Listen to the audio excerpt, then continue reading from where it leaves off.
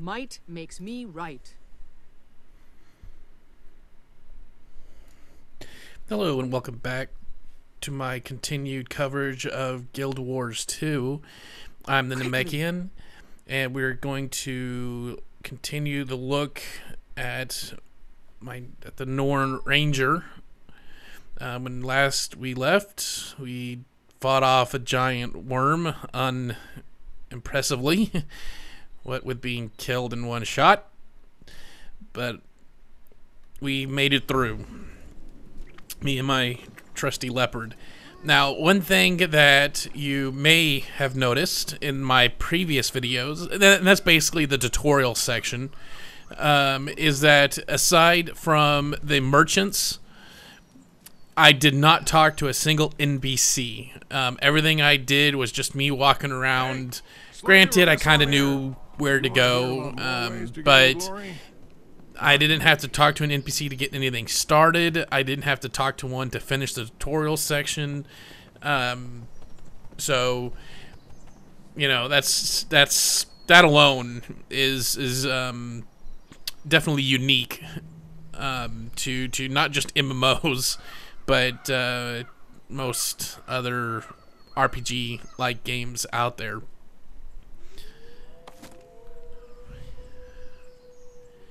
So just kind of taking a look around. It's kind of confusing. I assume if you did talk to someone, they would kind of explain it a little bit, or maybe not. I don't know. I did level up once from the tutorial settings, and outside of the bar indicating that I leveled up, you didn't really have anything else to do. Still too low to have any real skill points to place or traits or anything else like that. So, really leveling, thankfully, is kind of like Guild Wars 1, where it's an afterthought of sorts, which is incredibly nice.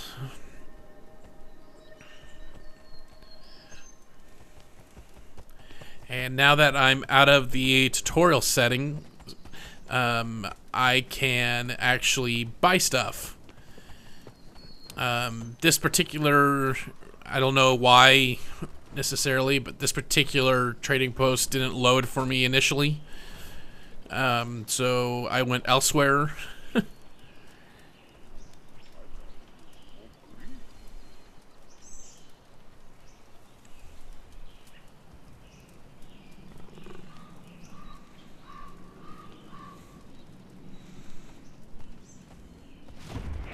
And really, it's nothing that I'm really interested in quite yet. It's mostly crafting materials, so it's not too big of a concern.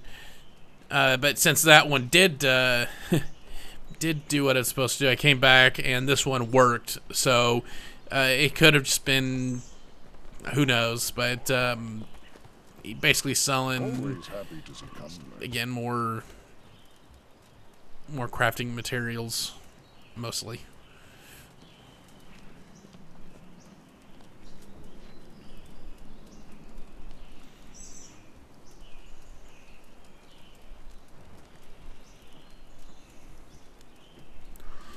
And off I go, eventually.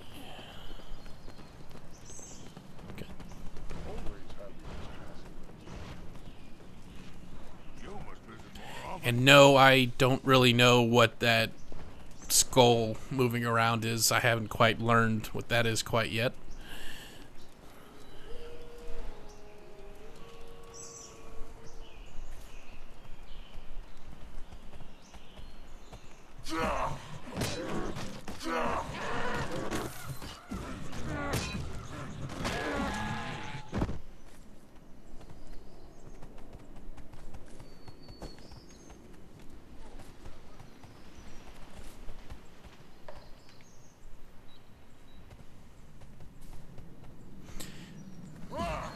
And as you can tell, I'm getting, the more fights I get into, the more the more comfortable I get with the side-to-side dodging. It's still a bit of an annoyance. I can't lie. But at this point, at least, I still...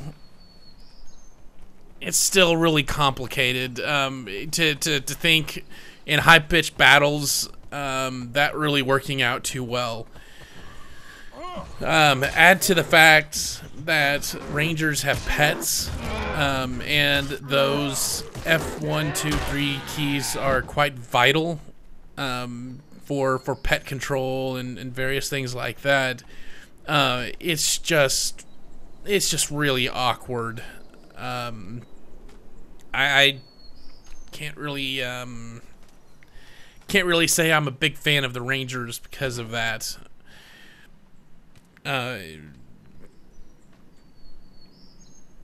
Not that it's bad or anything, but I can tell, contrary to what I have heard, I think Rangers might be a hard one to start off on. It's probably not.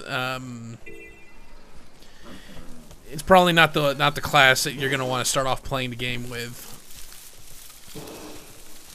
or at least, you know, choose something like a warrior or something just to learn the basics first. You know, level that up a couple of levels or whatever, and then you know, then switch over to a ranger or something. I just found that it's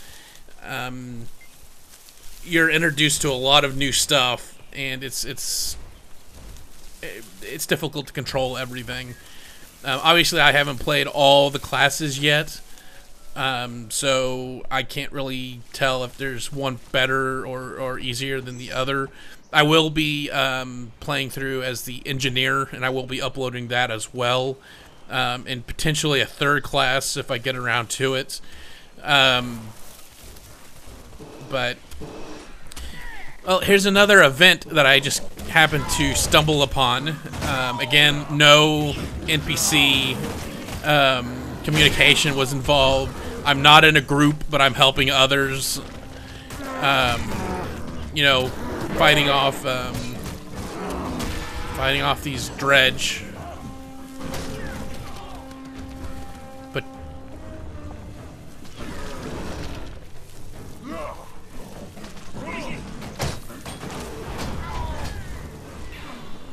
and supposedly things scale with the number of people actively doing stuff in an event, and I did find that to be pretty obvious around here, when you can tell that the number of baddies and how fast and how many appear and even their levels will increase a little bit based on the number of players actually doing something. It's an awesome mechanic. And again, it's just one more thing that that will make it so difficult to go back to older games after getting used to. And as you can see here, I'm getting my butt handed to me as I try to revive my pet. Kind of failing in that regard.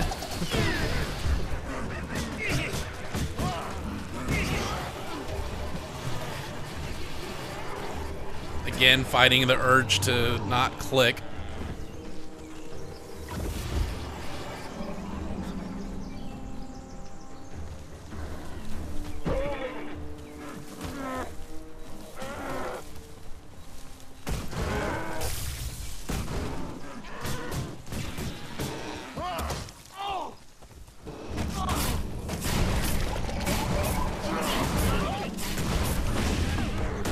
Also keep in mind too that after the tutorial, this is the first event that basically you can stumble, or I don't know if it's the closest one or not. I think there's one other that might be more of the fetch quest, but this was one of the two closest events that you get to right out of the gate, and that's impressive.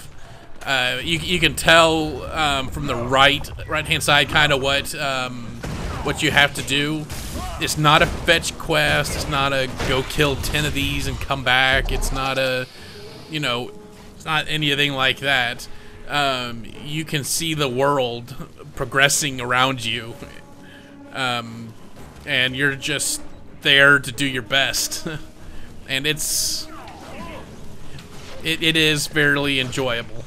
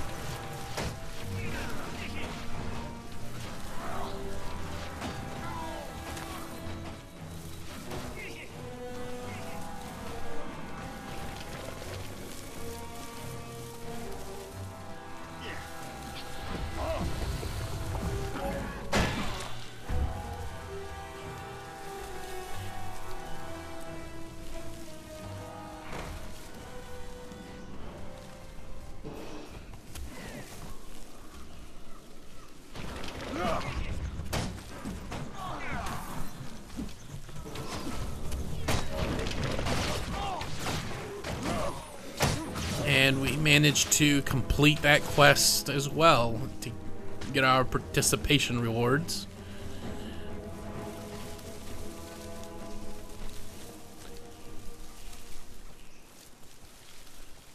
I don't really know if that's I don't really know if that's supposed to be a gold or bronze. Since it's all nice and shiny, it's possibly could be gold.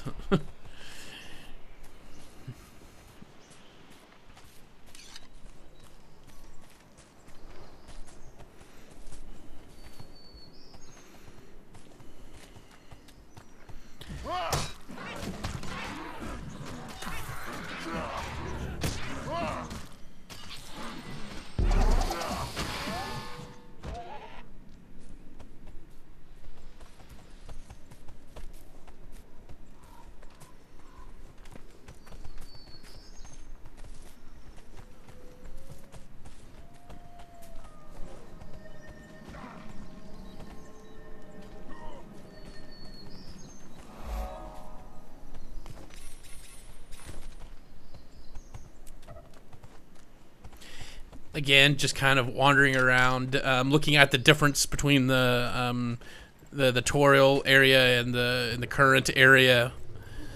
You can tell that the world's alive. You can hear chatter coming and going. You can see people coming and going. I actually, in a lot of cases, it was difficult for me to just from a glance to tell some of the NPCs were come here. playable characters or not. It's that well immersed. Of course, you're gonna have your generic like hunter and local, but there is enough variety that it's definitely a immersive experience. And I haven't even gotten to the city yet.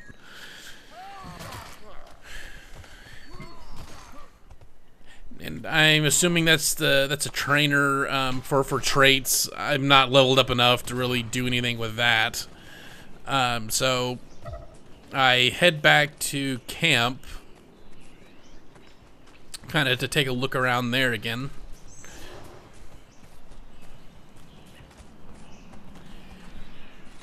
Avoiding the urge to reduce the bunny population.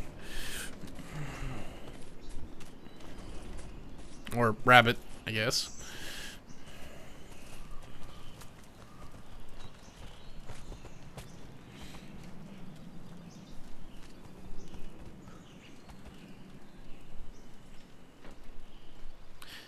And as I do, I found the one merchant that I didn't talk to before.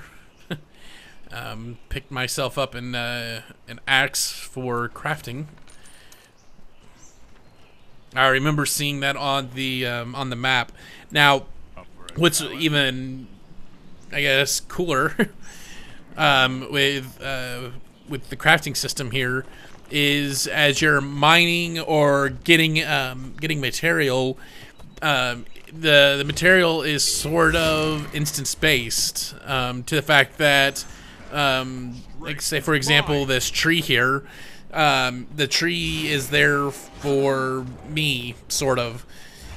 Even if another player comes and takes it, it's still going to be a clickable, usable thing for me, which is awesome. You don't have to worry about anyone stealing your stuff, or the camping sessions to get that one log or mining equipment that you need to finish your items. It is refreshing. I don't remember offhand how WoW necessarily did it. I know it was placement drops as well, but it really wasn't. It definitely wasn't instance. I know for those who have come from, like Final Fantasy 11 or other stuff like that, that it's very refreshing. Camping really is not a problem in Guild Wars 2 anymore. So basically, that's probably going to be it that I'm going to show for the combat. For the Ranger, kind of a quick sum up.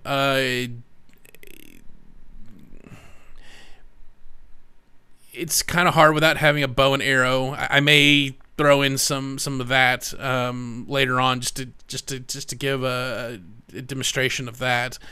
But it is a smooth thing.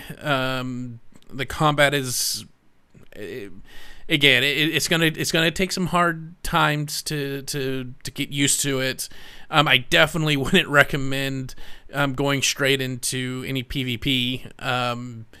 But it was enjoyable. I don't think Ranger is going to be my first role, but I'm definitely going to probably do it eventually, when I get more used to the combat movements and all that stuff.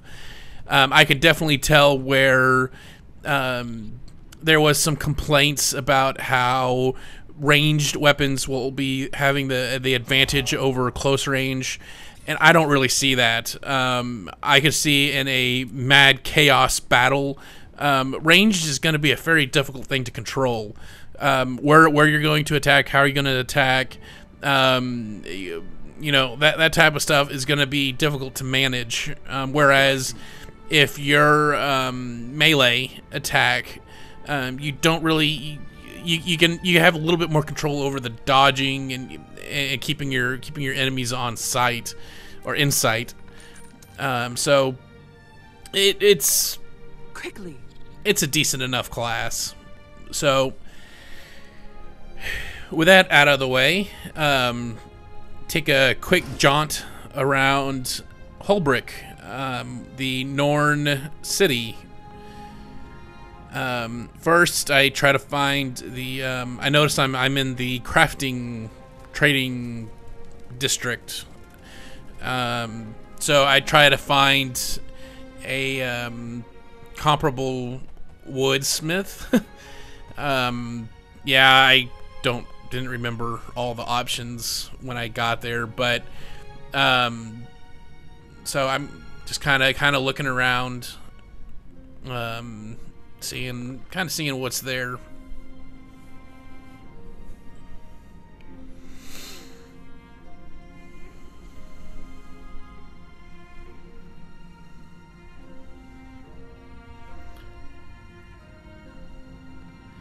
And like a total noob, I forget to look at the item that looks like an arrow as being the one that I would need to go. But at first glance, it just looked like a, an entrance point or something. So it didn't even click.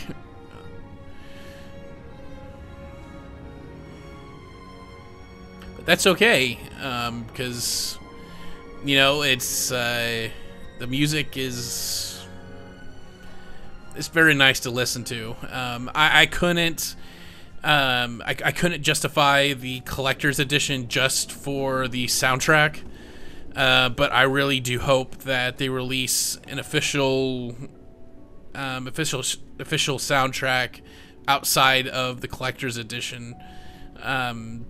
It would be pretty nice to have. The composer is Jeremy Soule, which he's done just about all of your big time fantasy RPGs, Baldur's Gate, Neverwinter Nights, so forth. This just so happens to be the first one that has a lot of new music to it. I know in Guild Wars 1 and in Neverwinter Nights and in obviously Neverwinter Nights 2 and some of the predecessors that it reuses a lot of the same music, which it's not bad music. It just you heard it before type of a thing. So there we go. Pure luck.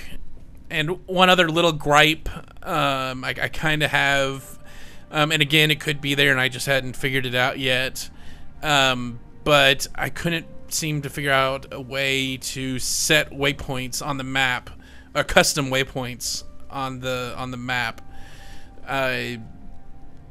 It kind of got a little annoying, but I kind of like it that way, sort of. There's enough waypoints throughout the town or city that you don't really, once there, you don't really have to worry about remembering how to exactly get everywhere. And it kind of eliminates one other little pet peeve I have with most MMOs about always having an arrow pointing exactly where you need to go and how the distance, the distance it takes to get there. Plus, you can't really, you lose the experience and the grandeur of the city by kind of ignoring the winding passages and everything else. It was, you could definitely tell a lot of thought and a lot of time went into it.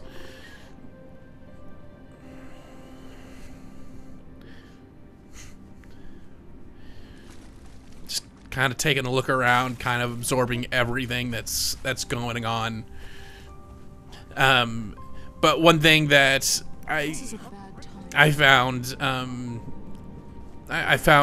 really encouraging versus WoW or LOTOR or Lord of the Rings Online is this looks like a crafting center for the citizens of the city, the Norn. It's out in the open. Everything is kind of in one area.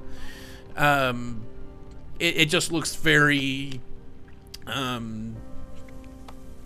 don't want to say Viking-ish, but you get that feeling that it was well placed, and it did take time to design and put everything where they need to put. The crafting system, I don't have enough equipment or enough materials to show anything, but it kind of works as a guessing game, sort of. You get to experiment with stuff and find out what works, what doesn't work, and you basically find your own ingredients or recipes.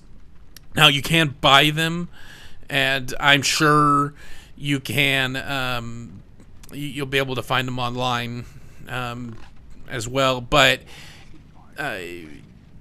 when compared to Lord of the Rings or WoW or Final Fantasy, oh good gravy, that crafting system was horrible in that. It's really nice to be able to play around with stuff, and even to the point where it's a bit more forgiving and a little bit it makes you kind of want to do more experiments with your crafting a little bit better than even Skyrim did. The Skyrim, you did get to play around a bit, but that took things a little bit to the extreme. And in the crafting world here, you get the best of both worlds. It's not a hold your hand guidance. In the same light, you have the freedom to kind of do what you want. I'd be really curious to see how far things go with it. If there really is a way to, obviously they're to document everything, but you can stumble across stuff better than just by playing around with it. So common sense, I'm sure, goes into play a little bit too. So it's another one of those neat features that I look forward to getting into a little bit more. You do have a lot of crafting classes and different trades that you can do. You aren't limited really to what you can or cannot do. I think you can have like 3. You choose up to 3 professions, but you can switch in and out of between the professions without losing any leveling. You just only have 3 active, which is a great feature to have. It kind of gives you ability to do whatever. You can do everything really without having to roll additional characters to do X, Y, and Z. So it's one of those things that I think once you sit down and do, especially for those who love the crafting elements, it's going to be very difficult to get used to stuff, used to the older mechanics again. It's going to just feel really, really dated. So basically, to close this current set of affairs, take a quick look at the 3 lodges. And like an idiot, I forgot about the Great Lodge, but basically just to take a quick tour, quick tour around. I'm sure there's going to be other videos up there that will do a far better job than I do. But again, just a quick look around.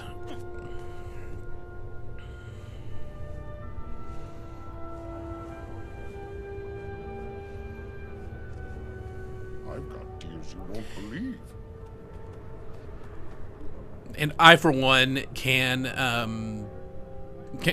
verify other videos where they praise the look and the feel of this city, this home city. It is different from the previous from previous MMO cities, and sort of different from even the 3 available ones that we have here, Divinity's Reach, and the Char's world or city is. You can feel that it's appropriate. It's not copy and paste, and the lighting is exactly what you would expect. You wouldn't think a Norn, big, huge humans, women would have their lodges all lit up and bright. It's really great to see the different lighting and shadow effects that you see in the lodges. Not to mention the giant ice statues of the different beasts outside of the lodges. Great touch.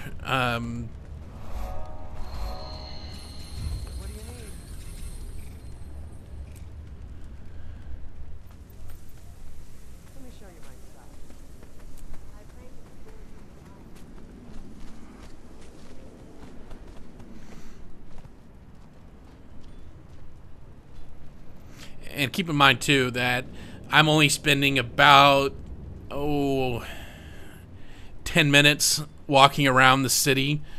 Or I have only captured about 10 minutes worth of wandering around the city. and I've barely even scratched the size of the city. You've got multiple layers. You got caves. You've got all of that architecture complexity of the city. I would be curious to see how the size matches up to Divinity Reach, but it's massive. I could probably spend a good 20-30 minutes just walking around the city showing everything. It's that massive.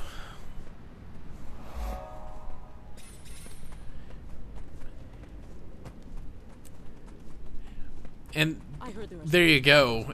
Just in a corner, in the corner of the lodge. Nothing all that special. You hear gossip from random NPCs. It's a fantastic touch. You just don't really find that too often in other MMOs or other games, RPGs outside of MMOs even. And as you can see, all the artwork that you see on the walls, it's also a nice little touch. It's all concept art for Guild Wars 2. Some early design of the races and the cities, and some artwork, simple artwork or whatnot. Again, it's another great touch that most people would pass on, but man, it's you can definitely tell that someone thought about that. They came up with the idea and it worked well.